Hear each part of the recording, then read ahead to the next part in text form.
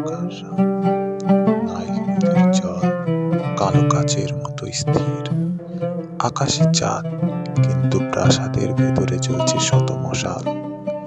সোনালি পর্দার আড়াল থেকে ধীরে বেরিয়ে এলেন ক্লিওপেট্রা।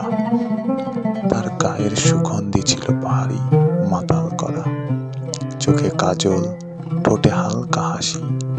সে হাসি মানুষকে নিরাপদ মনে করায়, আবার বিপদেও ফেলে।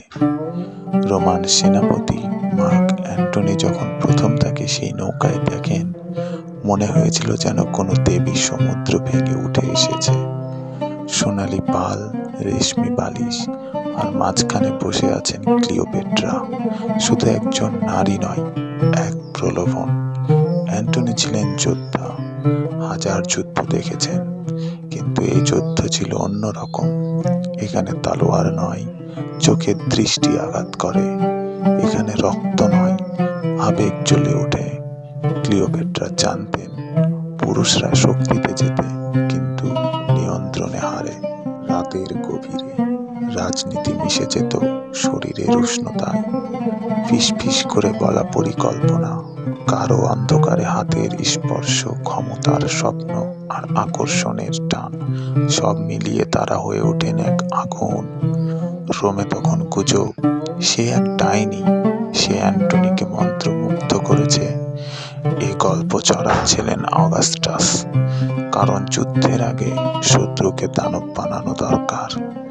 31 খ্রিস্টপূর্বে অ্যাক্টিয়ামের ঢেউ শুধু জাহাজ ডুবায়নি, ডুবিয়েছে তাদের ভবিষ্যৎ। পরাজয়ের পর অ্যান্টনি নিজের তরবারিতে ঝাঁপ দিলেন। মৃত্যুর আগে তাকে আনা হয় ক্লিওপেট্রার কাছে। রক্তাক্ত শরীর, কাঁপা নিঃশ্বাস। তার কোলে মাথা রেখে শেষবারের মতো তাকালেন সেই চোখের দিকে, যে চোখে একদিন তাকে বশ করেছিল। কয়েকদিন পর প্রাসাদের ঘরে একা বসে আছেন ক্লিওপেট্রা। রোমান সৈন্যরা দরজার বাইরে। তিনি জানতেন তাকে শিকল পরিয়ে রোমে প্রদর্শন করা হবে। শেষ দৃশ্যে বলা হয়, একটি বিষাক্ত সাপ তার উষ্ণ ত্বকে দাঁত বসায়। কারো মতে তিনি নিজেই বিষ পান করেছিলেন। যেভাবেই হোক, তিনি মরলেন নিজের শর্তে। ক্লিওপেট্রা শুধু প্রেমিকা ছিলেন না, তিনি ছিলেন আকর্ষণের ঝড়, রাজনীতির আগুন, আর এক নারী যা শরীর আর মস্তিষ্ক মিলেই সাম্রাজ্য কাঁপিয়েছিল।